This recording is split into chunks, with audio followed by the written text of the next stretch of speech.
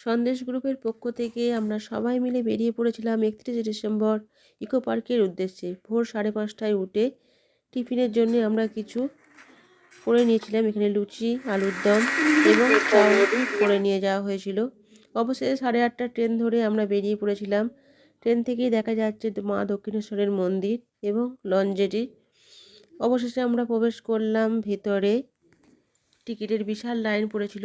এখন আমরা আছি ইকো পার্কের 4 নাম্বার গেটে, 7 ওয়ান্ডার্সে। দেখুন চারপাশটা কত মানুষের ভিড় আজকে। আজকে 31শে ডিসেম্বর, বছরের শেষ দিন, তাই এত মানুষের ভিড় চারিদিকে। আমরা দেখতে থাকুন আমাদের সাথে। এখানে গ্যালারি করা আছে। আগেকার দিনে রাজরাজারা যেরকম মানুষ এবং পশুর খেলা দেখতেন, চারদিকে গ্যালারিতে দর্শক থাকতো, রাজরাজারাও থাকতেন, দেখতেন। সেইভাবেই এটা তৈরি। ভালো লাগলো দেখে। কত কি দেখার আছে এর ভেতরে। চারদিকটা বেশ করে আমরা ঘুরলাম, আনন্দ করলাম সবাই মিলে।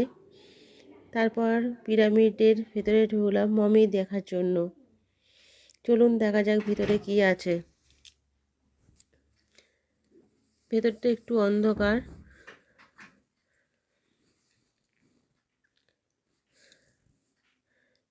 ভেতরে প্রবেশ করলাম।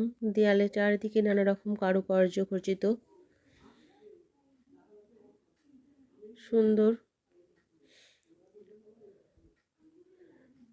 মমি তৈরি আছে।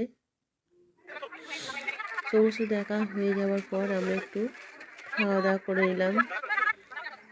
সবাই মিলে ঝালমুড়ি মাখা হলো। ঝালমুড়ি টিফিন করে নিয়ে বাকি জায়গাগুলোও আমরা ঘুরে দেখলাম।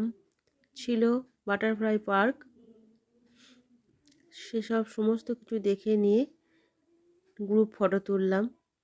গ্রুপ ফটো তুলে বিকেলের টিফিন সেরে এবার বাড়ির উদ্দেশ্যে আমরা রওনা হব। সন্ধে হয়ে আসছে, সুতরাং আমরা এবার বেরিয়ে পড়ছি ভেতর থেকে। সকলের আনন্দ, সবাই মিলে খুব আনন্দ করলাম। অবশেষে